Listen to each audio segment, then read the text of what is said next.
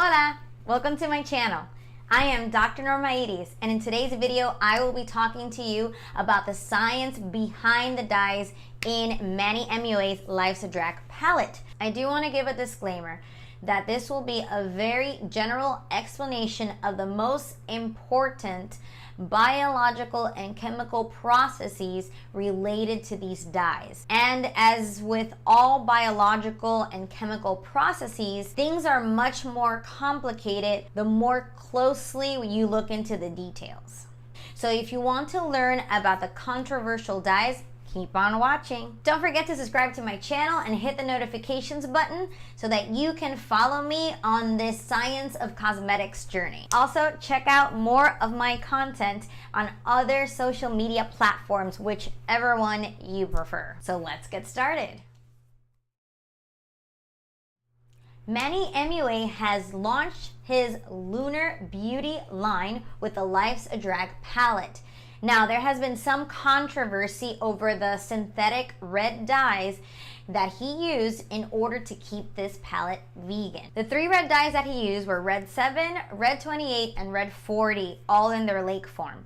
Lake form means that this dye was precipitated or isolated out using a different molecule or compound. These dyes are approved by the Food and Drugs Administration, or FDA, to be used in cosmetics, but Red 7 and Red 28 are not approved to be used around the eye area. This palette lists these precautions for the shades Pageant Queen, KK, Snatched, and Trade. Some of the reasons these dyes are not approved to be used near the eye area are possible irritation to the skin, irritation to the eye if the dye gets into it, and possible staining of the skin. And I will talk more about these as we discuss the dyes. So let's start with Red 7.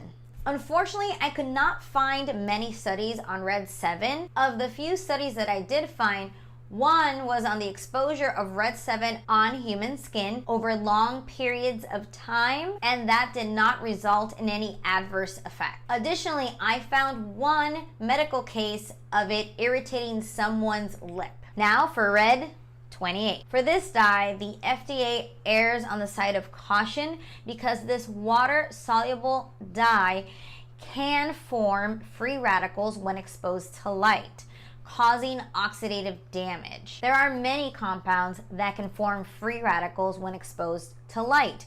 For example, hydrogen peroxide and retinol. That being said, the dye would have to get inside our cells to really cause damage, and this water-soluble compound cannot readily get past through the cell membranes of vulnerable cells. The only way this dye could pass is with the help of surfactants, like soap. The most outer layer of our skin has very robust cells filled with keratin, making them less vulnerable with a strong barrier that is much harder to get through. Also, the most outer layer of skin cells eventually die and come off, so that the dye and any damage it could cause would not be permanent.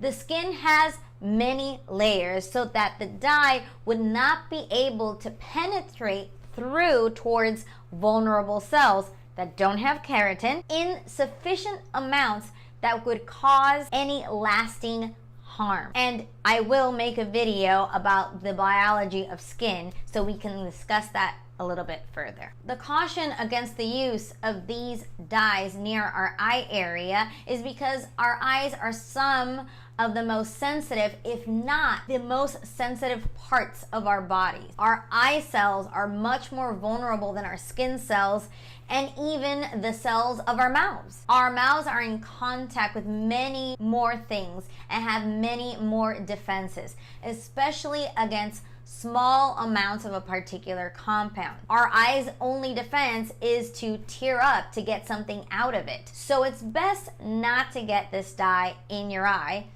in combination with soap. That and the fact that there are some studies on Red 7 and Red 28 where mice and rats were fed large quantities of this dye over long periods of time and showed some organ damage are the reasons the FDA is cautious. It is important to remember that eating sand in large quantities over long periods of time can also cause organ damage. So best not to eat makeup, or sand for that matter. Last but not least is Red 40. Now, Red 40 is approved to be used in cosmetics and even near the eye area. You probably have already heard of Red 40 before because it is commonly used in food products. One great example is Kool-Aid, fruit punch Kool-Aid, or red Kool-Aid, any red Kool-Aid. Unfortunately, this dye is controversial because there is emerging data correlating the ingestion or eating this dye with hyperactivity in children and teenagers.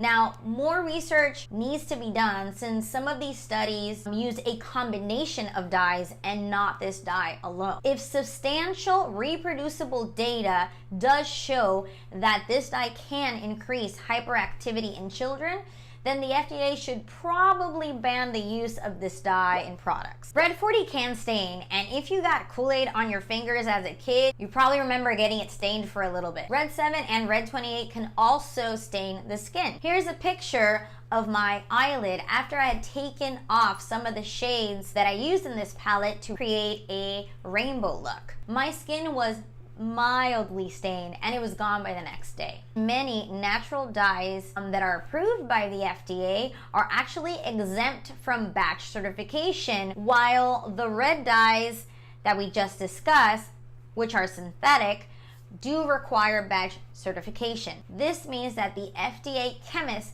have analyzed a sample from the batch these dyes came from and found that it meets the requirements for composition and purity stated in the regulation. In other words, that this is the compound listed and that it is as pure as possible and not mixed with anything harmful. Now, as a scientist, I would prefer that anything used in food, drugs, or cosmetics, may it be synthetic, natural, or organic, to be batch certified. The FDA is not perfect by any means, but it does try to keep us as safe as possible. And I'll talk more about the FDA in another video. Inato is a natural dye that is approved by the FDA to be used in cosmetics, including near the eye area. Inato, also known as achote, is used in different cuisines and is a staple in Hispanic and Caribbean cultures like Puerto Rico, where I'm from. I am used to seeing inato or achote in my kitchen in many forms, like inato seeds, ground inato, and my personal favorite, sazón Goya, porque si es Goya, tiene que ser bueno. Inato can stain your skin, and some of you already know this if you've ever used it in your kitchen. It is so popular in Caribbean culture, and it's been used all the way back when our native islanders, the Taínos, used to stain their skins in preparation for different rituals or even battle. And it's been a staple in Caribbean and specifically Puerto Rican culture ever since. Although inato is seemingly benign, people can be allergic to it. Peanuts are seemingly benign, and some people can have severe allergic reactions to it. And don't put sazón or inato in your eye, because it will irritate it. There are many things that can irritate our eyes if it gets into them.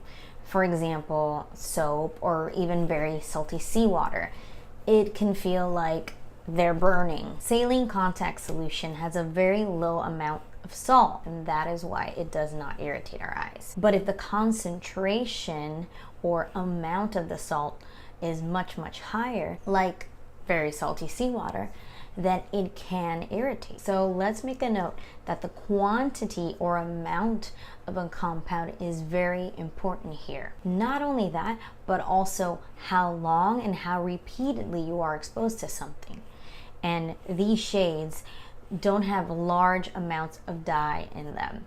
And you would really need large quantities of these dyes to get into your eyes repeatedly over long periods of time with lots of soap to do any long-term harm. Even when something is natural and safe, it may not be 100% safe for everyone. So when using any product, may it be natural, organic, synthetic, always be cautious and aware, especially if you have sensitive skin or you suffer from allergies. And please do a skin test when you're trying out a new product so that you can see if you'll have any reaction to it. I will also be making a video about chemophobia or fear of chemicals, because I know there are a lot of people out there that are very concerned about the use of any and all chemicals. Now for my final thoughts. I, as a scientist, feel perfectly comfortable using this color palette knowing the risk. I will, however, err on the side of caution,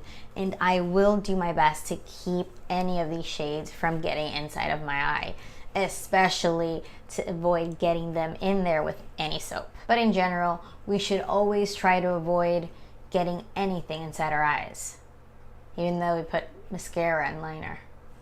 I hope that the information I have given you, which will be linked in the description box, will help you make the most informed decision about whether or not to use this palette. At the end of the day, you should make the decision that makes you the most comfortable about using a product or not, as long as your decision does not harm or put at harm anyone else. Thank you so much for watching this video. I really hope you learned something. Please feel free to leave any feedback or comments. I would really love to hear your thoughts about this video. If you want to see how I made this look that I'm rocking today with a palette, you should stay tuned to my channel for the next video. And for staying all the way until the very end, you are eligible of getting the 5 products that you will see right here. To qualify for this giveaway, you have to do 3 small things. 1, subscribe to my channel. 2, follow me on Instagram. And 3, leave a comment with your Instagram handle and with a rainbow emoji. The winner will be announced on... Don't take my word for it. Go and read up, and I will see you in the next one.